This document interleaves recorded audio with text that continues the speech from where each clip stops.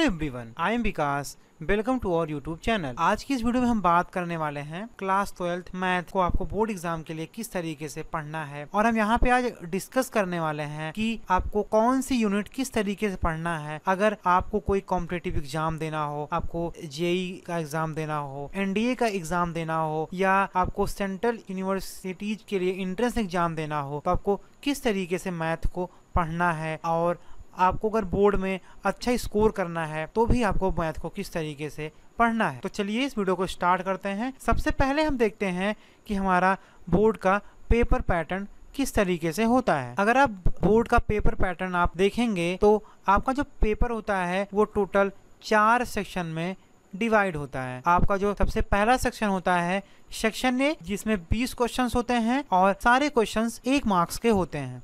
आपका दूसरा section B होता है, जिसमें 6 क्वेश्चंस होते हैं और सारे क्वेश्चंस 2 मार्क्स के होते हैं। आपका तीसरा सेक्शन सी होता है, जिसमें भी 6 क्वेश्चंस होते हैं और सारे क्वेश्चंस 4 मार्क्स के होते हैं। आपका चौथा सेक्शन होता है सेक्शन डी, जहां पर 4 क्वेश्चंस होते हैं और सारे क्वेश्चंस 4 मार्क्स के होते हैं। अगर बात की जाए तो ये आपका पेपर पैटर्न 2019 से चेंज हुआ है। 2019 से पहले क्या होता था, यहाँ पर आपके 4 क्वेश्चंस ही आते थे। अब यहाँ पे 20 क्वेश्चंस आने का क्या कॉन्सेप्ट है। सीबीएसई ने इसके लिए कुछ गाइडलाइंस निकाली थी।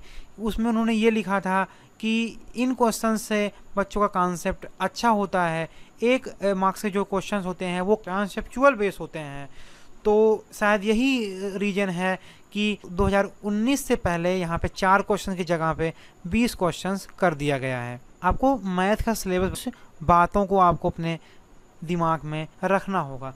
मैथ जो होता है वो प्रैक्टिस बेस्ड सब्जेक्ट होता है। आप मैथ में जितना ज़्यादा प्रैक्टिस करेंगे आपके मार्क्स आने के उतने ज़्यादा चांसेस होते हैं। अगर आपके 9th 10th या 11th में मैथ में अच्छे नंबर नहीं आए हैं तो आपको ये बातें अपने दिमाग से निकाल देनी है कि आपके 12th में भी अच्छे मार्क्स नहीं आएंगे। आपको हमारी बातों को आपको अपने ध्यान में रखना होगा। आपके ज़रूर अच्छे मार्क्स आएंगे, बस आपको इन चीज़ों को अच्छे से फॉलो करना है। चलिए बात करते हैं अपने सिलेबस की ब्लूप्रिंट की कि कौन सी यूनिट से कितने मार्क्स के क्वेश्चंस आते हैं। तो अगर बात की जाए रिलेशंस फंक्शन की, यहाँ से आपके 8 मार्क्स के क्वेश्चंस आते हैं। अब बात होगी 8 मार्क्स के क्वेश्चंस आते हैं। अब हमको रिलेशन और फंक्शन को किस तरीके से प्रिपेयर करना है कि हमारे 8 में से 8 मार्क्स पूरे आ जाएं। इसके लिए आपको सबसे पहले एनसीईआरटी बुक को पढ़ना है और उसके बाद जो भी previous year questions relation function से पूछे गए हैं आपको तुरंत उनको सॉल्व कर लेना है। इतना करने से आपके 8 में से 8 मार्क्स आने की पूरी संभावना हो जाती है। हमारी दूसरी यूनिट आती है अलजेब्रा, जहाँ पर आपके डिटर्मिनेंट और मैट्रिक्स के क्वेश्चंस आते हैं। ये 10 मार्क्स का होता है। आपको इसके लिए भी ज़्यादा भटकने की ज़रूरत नहीं है। आपको इसके लिए भी एनसीईआरटी प्लस प्रीवियस ईयर करना होगा। आपको जैसे आप मैट्रिक्स ख़त्म करते हैं तो मैट्रिक्स से जो भी क्वेश्चंस आए हैं आपको उस क्वेश्चंस को सॉल्व कर लेना है। अब बात करते हैं हमारी सबसे इम्पॉर्टेंट एक्सरसाइज, जो कि हमारे कॉम्पिटिटिव एग्ज़ाम्स और हमारे बोर्ड एग्ज़ाम के लिए सबसे ज़्यादा इम्पॉर्टेंट अगर हमारी 12th में कोई यूनिट है तो वो कैलकुलस ही होती है। यहाँ पर आपको डिफरेंशिएशन, उसका एप्लीकेशन, इंटीग्रेशन, उसका एप्लीकेशन और डिफरेंशियल इक्वेशन जैसी चीज़ों को आपको यहाँ पर पढ़ना होता है। तो बात करते हैं कि कैलकुलस को हमको किस तरीके से पढ़ना है कि हमारा बोर्ड का भी काम हो जाए और कॉम्पिटिटिव का भी हमारा यहाँ इसी समय इस काम हो जाए। तो इसके लिए आपको बेस्ट है आपको आर डी शर्मा तक जाना पड़ेगा। अगर अब बात की जाए तो आर डी शर्मा की अगर एक्सरसाइज की बात की जाए तो वहाँ पे बहुत सारे क्वेश्चंस होते हैं। अगर जो सबसे छोटी एक्सरसाइज होगी वहाँ भी आपको 30 से 40 क्वेश्चन तो मिल ही जाएंगे जो छोटी होगी, और बड़ी एक्सरसाइज की तो बात ही यहाँ पर नहीं की जा सकती है। अब बात करते हैं कि आर डी शर्मा को आपको किस तरीके से सॉल्व करना है कि आप सारे क्वेश्चंस को भी सॉल्व कर लें और आपका रिवीजन भी हो जाए।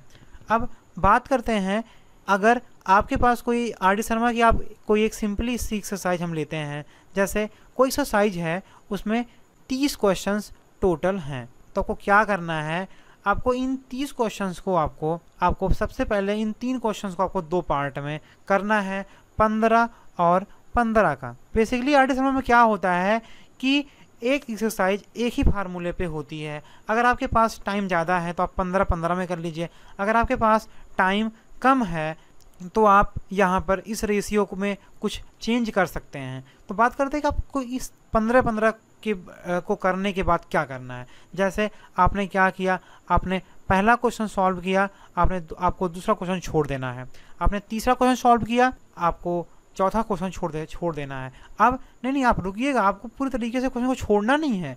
अभी बात करते हैं कि आपको जो क्वेश्चन आप यहाँ पे छोड़ रहे हैं उसको आपको किस तरीके से सॉल्व करना है। आपने पहला किया, दूसरा छोड़ा, तीसरा किया, चौथा छोड़ा, आपको इसी तरीके से क्वेश्चन को सॉल्व करना है पहली बार। तो आप जब सॉल्व करेंगे तो आप देखेंगे कि कुछ क्वेश्चंस ऐसे होंगे जो आपसे नहीं हो रहे होंगे, तो आपको उनको यूट्यूब, गूगल या डाउटनेट ऐप को आपको अपने फ़ोन में इंस्टॉल करना है। आप डाउटनेट ऐप से भी हेल्प ले सकते हैं, वहाँ पर आपको उसका सोल्यूशन मिल जाएगा विद वीडियोज के साथ। तो कुछ क्वेश्चंस होंगे जो आपसे नहीं हो रहे होंगे, आपको उनको मार्क कर लेना है। अब आते हैं जो अभी आपने क्वेश्चन छोड़ा था, जैसे आपने दूसरा, चौथा, इस तरीके से आपने क्वेश्चन छोड़ा था, अब आपको उस क्वेश्चन को करना है। अब जब आप फिर उस क्वेश्चन को करेंगे तो कुछ क्वेश्चन ऐसे होंगे जो आपसे नहीं हो रहे होंगे। तो जो इन 15 क्वेश्चन करते जो क्वेश्चन नहीं हो रहा होगा आपको उनको करना है, और इसमें से जो नहीं हो रहा होगा आपको उनको करना है। तो इस तरीके से आप एक एक्सरसाइज को आप 3 बार सॉल्व कर चुके हैं। आपको एक्सरसाइज का कॉन्सेप्ट आपके माइंड में घुस चुका है। तो ये चीज़ें आपको भूलने वाली नहीं हैं। आपको पूरी आरडी शर्मा में कैलकुलस में आपको इन्हीं चीज़ों को आपको ध्यान में रखना होगा।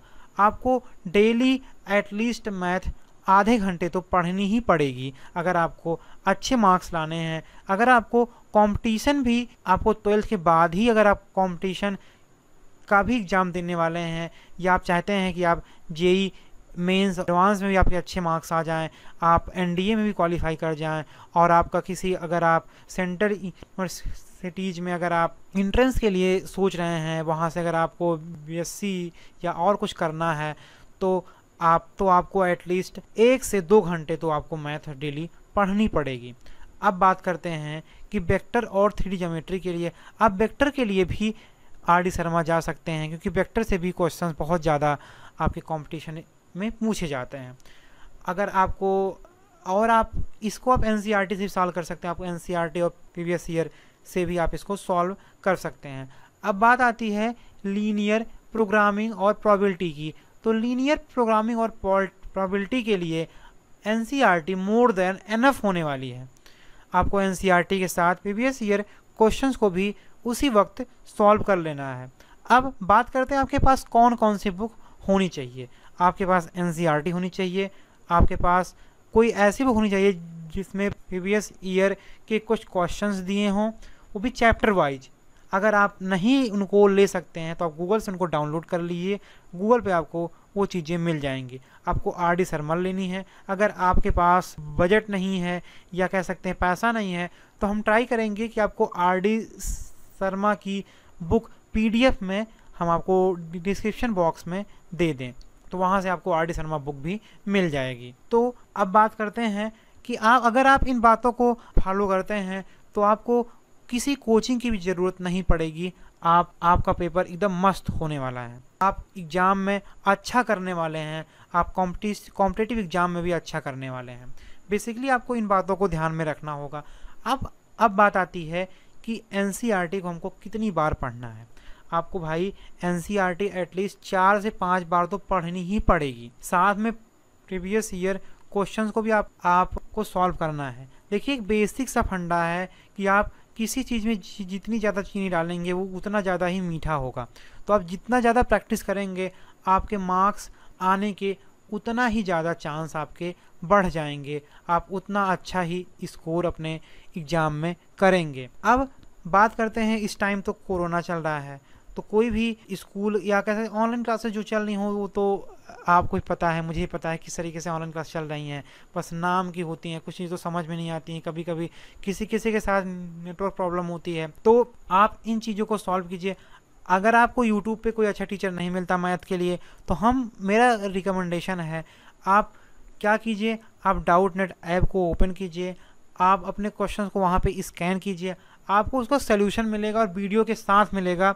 तो ये आपके लिए एक बेस्ट ऑप्शन हो सकता है। आपको ज़्यादा टीचर्स से पढ़ने की ज़रूरत नहीं है, आपको एक टीचर को ही फॉलो करना है, जो कि आप जितने टीचर्स को फॉलो करेंगे वो उतनी तरीके की बातें आपको बताएंगे। तो आपको ज़्यादा टीचर्स को फॉलो नहीं करना है। आपको एटमोस्ट एक टीचर से ही पढ़ना है। आपको ज़्यादा बुक भी नहीं देखना है, आपको एनसीईआरटी और प्रीवियस ईयर पे ही रहना है। बस आपको कैलकुलस के लिए आर डी शर्मा तक जाना होगा। तो अब कुछ टिप्स जो हम आपके साथ शेयर करना चाहते हैं। पहली बात तो आपको मैथ को एटलीस्ट आधे घंटे डेली तो पढ़ना ही पड़ेगा। दूसरी बात, आपको अपना सिलेबस दिसंबर के लास्ट वीक तक ख़त्म कर लेना है, कैसे भी करके। तीसरी बात, आप जितना प्रैक्टिस करेंगे आपके मार्क्स उतने ही ज़्यादा आने के चांसेस बढ़ जाएंगे। चौथी बात, आपको हमेशा मोटिवेट रहना है, आप अच्छा कर सकते हैं।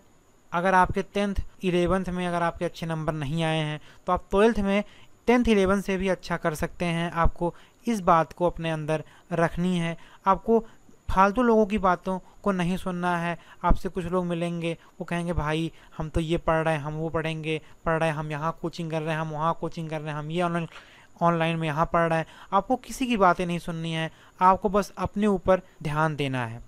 और सबसे इम्पॉर्टेंट बात कि आपको जल्द से जल्द कुछ वीक टॉपिक, जो आपके वीक टॉपिक होंगे, आपको उन पे ज़्यादा से ज़्यादा फोकस करना है। आपको ये ट्राई करना है कि जनवरी के मंथ तक आपके पास वीक टॉपिक कम से कम बचे। और आपका एग्ज़ाम जो होगा वो 15/5 के बाद होगा, 15/5 या 15/5 के बाद होगा, क्योंकि अभी जल्द में सीबीएसई ने एक गाइडलाइंस जारी की थी, या कह सकते एक नोटिस सीबीएसई की आई थी, उसमें सीबीएसई ने ये बातें बताई थी। तो आपको अपना सिलेबस दिसंबर के लास्ट तक ख़त्म कर देना है और आपके वीक पॉइंट्स जनवरी के फर्स्ट वीक तक सारे क्लियर हो जाने चाहिए। ट्राई करना आपको कि आपके पास जनवरी के फर्स्ट या सेकेंड वीक तक कम से कम पॉइंट बचें। और उसके बाद आपको क्या करना है, आप जितनी प्रैक्टिस कर पाइए उतनी प्रैक्टिस करिए। तो होप आपको ये सारी चीज़ें अच्छे से समझ में आई होंगी। तो इस वीडियो में बस इतना ही, मिलते हैं नेक्स्ट वीडियो में, तब तक के लिए हैव अ गुड डे। अगर आपको ये वीडियो पसंद आया हो तो आप इस वीडियो को लाइक कीजिएगा और अपने दोस्तों के साथ ज़रूर शेयर कीजिएगा। Keep watching, keep exploring. Thank you.